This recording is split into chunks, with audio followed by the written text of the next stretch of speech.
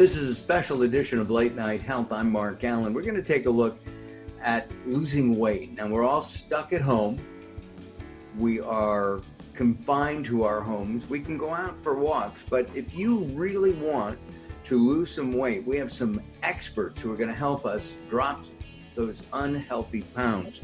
We're going to start by introducing celebrity trainer Darin, the damn trainer, McClary. He is in Atlanta, Georgia. And Darin, welcome to Late Night Health. Thank you. Thank you for having me. It's an honor to be here, and I'm happy to be here talking to you folks today. Got it. We're going to probably have to look at his biceps at one point today. Also, we have the biggest, one of the Biggest Loser finalists, Tanya Winfield, and together, along with somebody else, they're going to be presenting the Biggest Loser Challenge. You have a third person in there too, Brent. Brent is also participating with you guys? Yeah, he is. He and I were on a reality TV show together, and we just kind of bonded over fitness. So the three of us work together. So yeah, he's the third piece of this puzzle. So. All right. Well, having four people on would really confuse me. So we don't want to do that. Is it easy? I'm going to start with you, Darin. Is it easy for people to lose weight while at home? I mean, I was working out at the gym. I was really happy. I really was concentrating. And of course, the gyms are closed. In fact, the last day I worked out, I was in the gym for about 8 minutes because it just occurred to me as I was getting on the treadmill, this is a disgusting place, really. Okay. So, right? Darin, can you comment on that? Yeah, I can definitely comment. Well, I'm not going to speak to the cleanliness of these gyms. I mean, that's up to every individual proprietor. But yeah, losing weight at home is something that I can talk about for sure.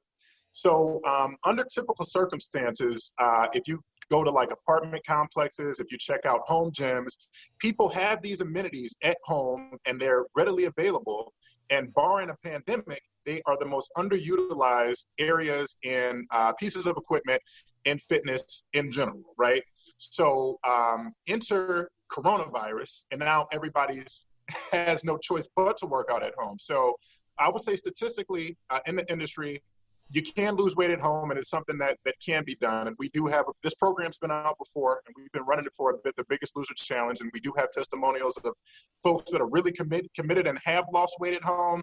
But in this unsure and uncertain environment, I think that this is the perfect opportunity for people to lose tons of weight. I'm talking more weight than ever before at home right now. When I graduated high school, I weighed 118 pounds. I don't know that I want to get down to that again. Okay. All right.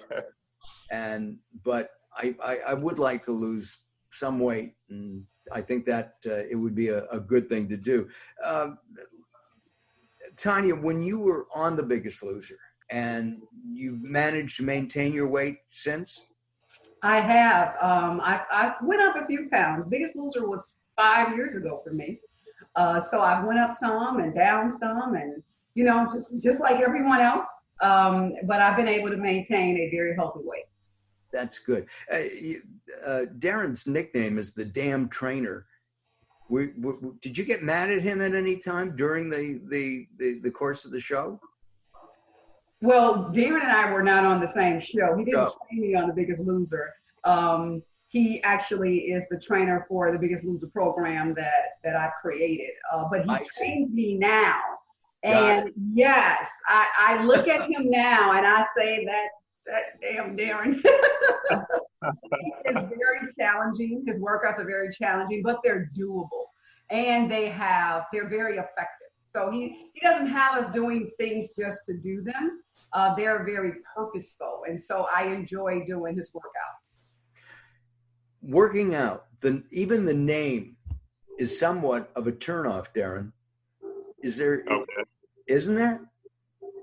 Oh, are you saying working out or my training, Monica? Like No. I mean, I would be cussing you out if you were making me really, Mark, you can do one more. But right. But the term workout, okay, is there another term that we can use that isn't, I guess, isn't as negative. Working is something that most people don't even want to do, you know. Right. So it's hard. I mean, losing weight can be difficult. Well, I mean, okay, yeah, I would agree. And when you're talking about the vernacular behind like terms like working out, right, or diets, right? Yes. What happens is we kind of cross into a threshold of people equate working out to hard work and stuff like that. And then also dieting is viewed as a temporary thing. So what I like to do, and what we've done with the Biggest Loser Challenge is, we're talking more so about lifestyle changes, right? Like, so this is more of a holistic approach. So not only are folks losing weight with this lifestyle change is the term that we're going to go with, but we've got a few folks who had asthma issues. Those are greatly reduced. Folks in our program, type 2 diabetics. I was going to ask, yeah. Okay, yeah, so insulin intake drastically reduced, if not off completely. So I would say a good synonym for working out, or an alternative term, would be, you know, just changing your lifestyle. You know what I mean? Some people like to use terms as simple as getting it in the gym or hanging out. Some people say that the gym is the new club. I know that all these things are closed now, but they're going to open back up. Sure. But this is us bringing this social aspect to you directly in home. So, I mean, let's just call it a lifestyle change. You know, we're changing lifestyles. I love that. And Tanya, have you, since you've been on, we're on The Biggest Loser 5 years ago, you become very health conscious? Is that? Absolutely. It's a part of my life. As Darin mentioned, my lifestyle has completely changed. The way I eat, the way that what I like to call get it in the gym. I don't like to call it working out, but I get it in the gym. And the way I even feed my family, it is definitely a lifestyle change for me. Everything from sleeping, making sure I get, 8 hours of sleep. Everything it has changed based on The Biggest Loser. Now, do I have moments where I allow myself to indulge a little bit? Absolutely. Absolutely. That's part of your lifestyle, right? You can't deprive yourself, because then you're creating a bigger beast within yourself, right? So I allow myself different, I don't call them cheat meals, I call them treats, but it's not a part of my everyday life. Well, I'll give you an example. You're both in the South, and I've lived in Memphis, and red beans and rice was a staple. And you went, but it's really not a good dish. It's full of, fat and lard, and I mean, you can eat a ton of it and not even realize that you're eating it because it's so good, right? Yeah. So one of the things that we kind of mastered on the ranch is learning to take our favorite foods and making them healthy. And I was on the same season with American Idol, Mr. Ruben Studdard. And so Ruben would come to me and he would say, Tanya, I have a taste for some spaghetti and meatballs. And I'm like, we can't have spaghetti and meatballs. However, I can make zucchini squash, right?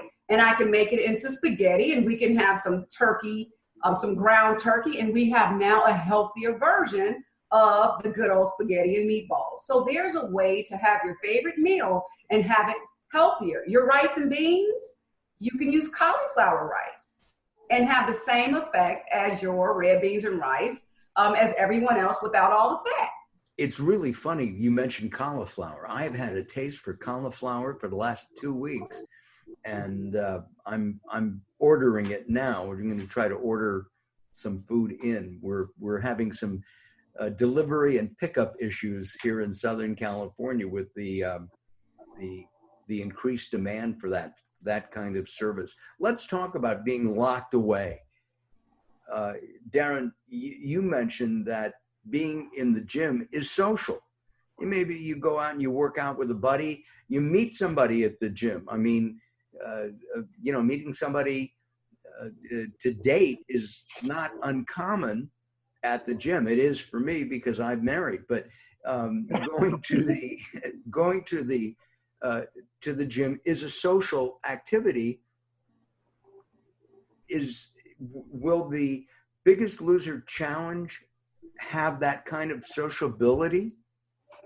You know what? And that's a great question, Mark. And I'm actually happy you asked it. So a huge part of what we do at with our challenge, the Biggest Loser Challenge, is the community, right? So there is a network of, I'm going to be honest, it's the majority women for now. But there's a network of ladies who these folks keep in touch with one another.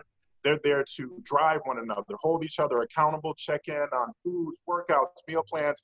I mean, there's even something going on with one of our current participants in their personal life, you know, and with everything going on with COVID and a family member. And I'm inspired and motivated to just see the support that these folks have. So absolutely, to answer that question, this is going to give you, it's close, because nothing's going to trump being in person, but I think we bottled this up good enough to be a very close number 2 for folks that are looking for some kind of social interaction.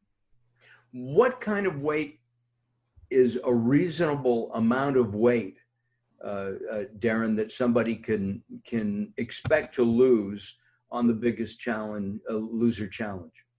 250 pounds. No, I'm kidding. That's more than I weigh. No, I would say an average, say if somebody's in there for like a month, because we're really aggressive with detoxing folks out the gate, right? So we come in for the first 2 weeks, you're going to be on a strict meal plan that's going to change your palate. It's going to detox you. It's going to super get you nutrient dense, get a whole bunch of good nutrient dense foods in you. And then we're going to super hydrate you with alkaline water, right? So I would say in the first 2 weeks to a month, I mean, it's easy on the low end to see somebody lose anywhere from 5 to 10 pounds up to 15, 20, you know what I mean? In the first month. So yeah, it's definitely doable. You know, we got testimonials from participants. So I would say anywhere, depending on, but it's all about, see, Mark, this stuff is going to be kind of self-paced, right? Because I can't, as you said, you can't cuss me out because I can't yell at you in person. You know what I mean? So with this thing being self-paced, it's up to your level of dedication and up to your level of commitment. You know what I mean? So you follow this thing strictly, easily 15 pounds first 30 days. That's me putting my personal stamp on that there. So. Tanya, you developed the concept, am I correct? That's correct. And let's start with, how much did you lose on the TV show, first of all? What was your high weight? So I lost 90 pounds on The Biggest Loser. You lost how much? 90 pounds. Wow. That's amazing. Yes. And it was a lot. It was intense. And so this program was really created to kind of emulate the television show, right? In the comfort of your own home. And so that's what our focus is about. It's about removing the bad foods, and it's working out. There's no secret pill. There is no medicine that you take. I am a component of healthy weight loss. It worked for me, and I believe it will work for everyone else. You know, the other day, because we're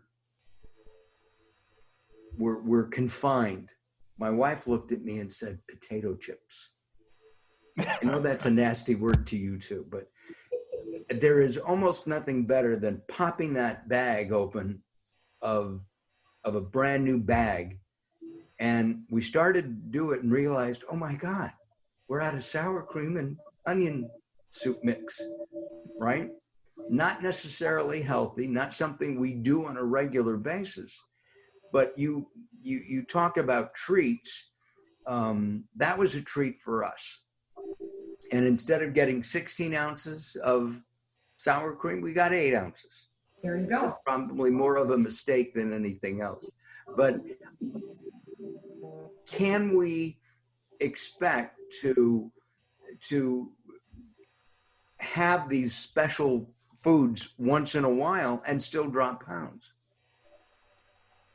Absolutely. I'll speak for, we were even allowed treats on the ranch every now and then. And again, I lost 90 pounds. So it's the key is, it's just a treat for that moment. It's not taking that and eating it again the next day and the next day and the next day, or actually eating that type of food and now you're back to the sensation and how it makes you feel, and you want to continue to feel that way for the entire day.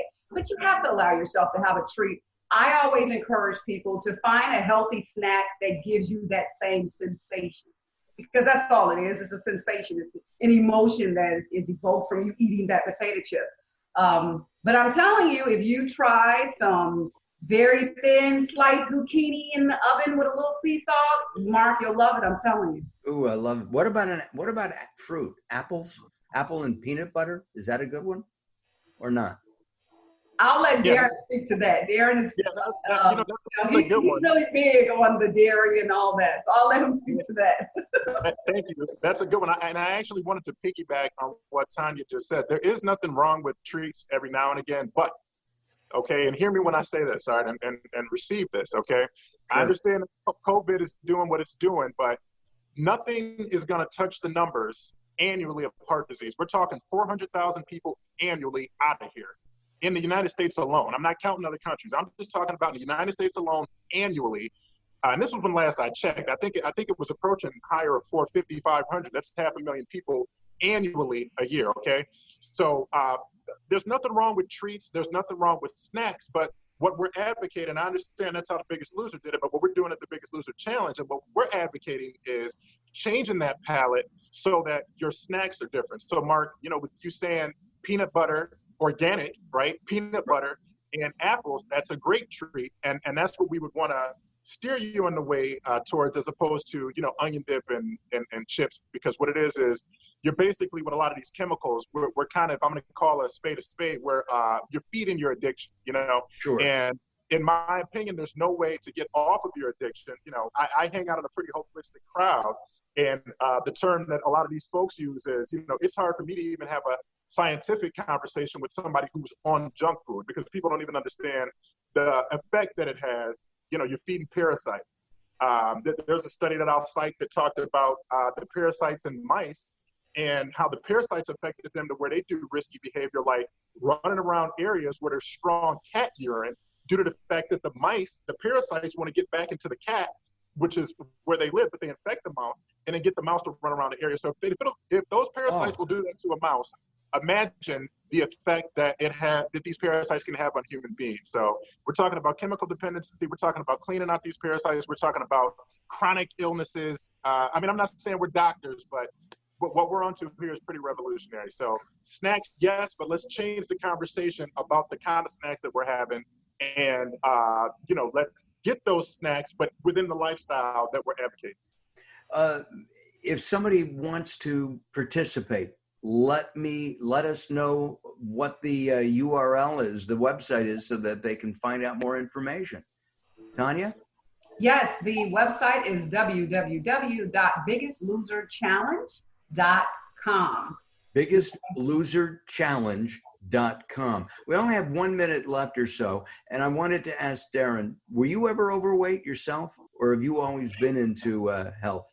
Yeah. Well, my family would say that I had a chubby face. I went vegetarian 10 years ago, but I didn't know what I was doing. So I stopped eating meat and I ate a bunch of dairy. So I ate cheese on everything. So at one point I would say I was mildly higher. I don't think I'd be considered by the American standard overweight, but I didn't look the way that I look now. Hopefully that answers the question. All right. You're going to show the ladies your bicep, or would you rather? That's happening on, okay. That's fine. Okay. See, mine goes the other way. I'll do it on this one. Mine goes the other way. Hey, guys, thank you very much. Keep in touch. Let us know how the challenge goes, will you? Okay. Yes. Thanks, Mark. So we'll do an update of this maybe. Okay. And when does the challenge start? Or is it individual for everybody? Well, it's April 15th. We're currently in the challenge normally runs for between 60 to 90 days. What we did this time around is we're in an open enrollment due to the fact that folks can't get into the gym. So the open enrollment actually starts on the 15th. So we have 5 days until we start, but that doesn't mean that you can't get in after, since it's open enrollment. That's just when everything's going to be kicked off, you're going to get the meal plan, you get your workouts and everything like that, access to the community. So April 15th, biggestloserchallenge.com. biggestloserchallenge.com. We've been talking with Darin the Dam Trainer McClary, and we have been talking with Tanya Winfield as well. And I thank you both for spending some time with us. Look forward to an update on this in maybe 6 weeks or so, okay? That'll be wonderful. Thank you so much, Mark. All right. Thank you, guys. I'm Mark Alyn. This is Late Night Health. More coming up here on Late Night Health.